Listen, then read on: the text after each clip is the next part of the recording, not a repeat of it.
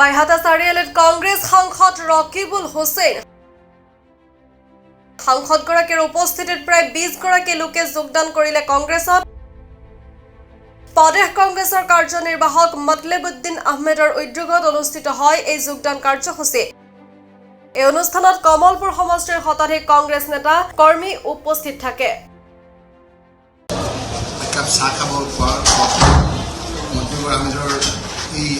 বাসস্থানলৈ আহিছিল সেই সময়ত আমাৰ কংগ্ৰেছৰ কিছুমান মানুহ লগ পাইছিল আৰু আপোনালোককো বোধহয় কোনোবাই খবৰ দিলে, গতিকে আপোনালোকো আহিছে। আগতে কংগ্ৰেছৰ মানুহ আহিলে এনেকৈ প্ৰেছৰ মানুহবিলাক নাহে।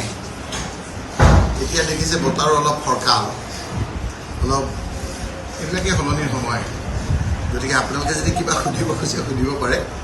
মই এনেও মুকলিকৈ কথা কোৱা মানুহ, মই আপোনালোকক মানে সন্মুখত 26 বিধানসভা নিৰ্বাচন এটা নতুন মাত্ৰা পোৱা যেন লাগিছে কংগ্ৰেছ দলে, আৰু আজি দেখিব ইয়াত জইনিং হৈছে।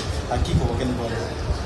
মই ভিতৰি যে মানুহ যে ইমান হিমন্ত বিশ্ব শৰ্মাক বেয়া পাই আছে, সেই কথাখিনি গুৱাহাটীত বহি থাকিলে গম পোৱা নাযায়। যিমানে আপুনি মাটিত নামিব, যিমানে আপুনি ঘাঁহত ভৰি দিব, সিমানেই আমাৰ কেঁচা মাটিয়ে এই কথাবিলাক বাস্তৱ যেন লাগি হিমন্ত বিশ্ব শৰ্মাৰ যিখিনি বেয়া কাম, সেইবিলাক যে ৰাইজে যে ভিতৰত ৰাখি থৈছে, বিস্ফোৰণ হোৱা অৱস্থা, এইবিলাক কথা বতৰা প্ৰমাণ কৰে।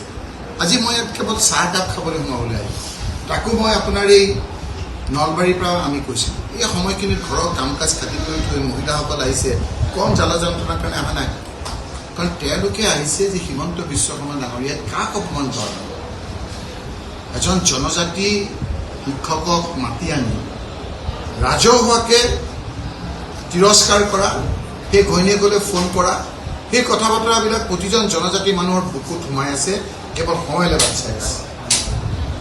অকল সেইটোৱে নহয়, বিভিন্ন অফিচাৰক ঐ ডি চি কৈ যিটো মাতিছে, এই কথা বতৰাবিলাকৰ মানুহৰ ক্ষোভ, অফিচাৰবিলাকৰ ক্ষোভ। চবৰে এটা সন্মান আছে। আমি বিধায়ক এনেকৈ গণতান্ত্ৰিক প্ৰক্ৰিয়াত হ'ব পাৰোঁ, কিন্তু সেইটোতো বহুত পঢ়া শুনা কৰি আইএছ অফিচাৰ হৈছে, হ'ব পাৰে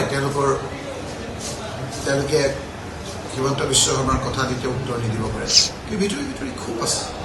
আজি আপোনালোকে চাওক, হিমন্ত বিশ্ব শৰ্মা ডাঙৰীয়াই 5 বছৰ আগত কৈছিল যে কংগ্ৰেছক ভোট নিদিব, কাৰণ কংগ্ৰেছে অসমখন শেষ কৰি থৈ গ'ল। কি শেষ কৰি থৈ গ'ল? যে তৰুণ গগৈ ডাঙৰীয়াই 10,000 কোটি টকা ধাৰ ল'লে, ধাৰ লৈ অসমখনক একে শেষ কৰি থৈ গ'ল। তৰুণ গগৈ ডাঙৰীয়াই সন্মুখত বহি পেলাই কান্দো হৈ গৈছিল যে মই এই হিমন্ত বিশ্ব শৰ্মাক মই আজি ক'ৰ পৰা ক'লৈ আনিলোঁ। আৰু তেওঁ এনেকৈ মোৰ সন্মুখত এনেকৈ কয়, মানুহে ভাবিছিল তেওঁ ধাৰ নলয়। আৰু সেই হিমন্ত বিশ্ব শৰ্মাই আজি ধাৰ কিয় ল'ব লাগে তাৰ বিভিন্ন যুক্তি দিয়ে। যে 10,000 কোটি টকা ধাৰ লওঁতে হুলস্থুল লগাইছিল, আজি 1,50,000 কোটি টকাতকৈ বেছি ধাৰ, 1 লাখ। তাৰমানে আমাৰ গোটেইখনকে ধৰুৱা কৰিছে। এই মানুহৰ মনত খুব যে তুমিতো ধাৰ নলোৱা বুলি কৈছিলা, টক শ্ব' কৰিছিলা, আজি কিয় ধাৰ লৈছা? তুমিয়ে কৈছিলা 25 লাখকৈ বছৰি চাকৰি দিম, বছৰি চাকৰি 25 লাখ হ'লে কিমান হয়? তোমালোকে কৈছিলা 2 কোটিকৈ চাকৰি দিম বছৰেকত। তোমালোকে কৈছিলা যে কংগ্ৰেছে দুৰ্নীতি কৰিছে, পইচাবিলাক বাহিৰত থৈছে, আমাক দিয়ক, আমি 100 দিনৰ ভিতৰত আনি চবৰে একাউণ্টত 15 লাখকৈ সোমাই দিম। এইবিলাকৰে উত্তৰ দিব লাগে। গুৱাহাটীত যদি আগতে 5 জেগাত পানী হৈছিল, এতিয়া 50টা জেগাত পানী হয়, সেইবিলাক নকয়, সেইবিলাকো উত্তৰ নিদিয়ে। মৌলিক সমস্যাবিলাক সমাধান হোৱাৰ ক্ষেত্ৰত তেওঁ নীৰৱ। আজি আমাৰ ইলেকশ্যনৰ আগত কৈছিল যে জনজাতি 6টা জনগোষ্ঠীয়ে কংগ্ৰেছৰ দিনত জনজাতি বিচাৰি আছিল, তেওঁলোকে নিদিলে, কংগ্ৰেছক ভোট নিদিব, আমাক দিয়ক, আমি 100 দিনৰ ভিতৰত দিম। সেই বিষয়ে নিমাত দিছিল। টি গাৰ্ডেনক ক'লে যে টি গাৰ্ডেনৰ মানুহক কৰ্মচাৰীক ক'লে যে হাজিৰা আপোনালোকে পোৱা নাই, কংগ্ৰেছে দিয়া নাই, আমি 351 টকা দিম 10 বছৰ আগত। এতিয়াতো 500 টকা দিলেও আপোনাৰ মানুহে কাম নকৰে। 351 টকাও নিদিলে। টি গাৰ্ডেনৰ মানুহক ঠগালে, জনজাতি মানুহক ঠগালে, জনজাতি এজন মানুহক বিজেপিৰে আঁতৰাই পেলাই তেওঁ জোৰকৈ বহি ল'লে। ভোজ-ৰাজবংশী লোকসকলক ঠগালে। বঙালী হিন্দু মানুহৰ এজন মন্ত্ৰী নাই, যিসকলে ইমান ভোট দিলে। আজি আমাৰ ব্ৰহ্মপুত্ৰ বুলি এজন মন্ত্ৰী নাই। এই সমস্যাবিলাক মানুহৰ খুব হৈছে। এতিয়া সকলোতকৈ চিন্তিত কথা হৈছে যে শিক্ষাৰ ক্ষেত্ৰত তলৰ পৰা 2 নম্বৰলৈ হৈছে। বৰ চিন্তনীয় কথা হৈ পৰিছে। স্কুলবিলাক 6,000 স্কুল বন্ধ কৰিলে। হাজাৰ হাজাৰ মদৰ দোকান খুলি দিলে।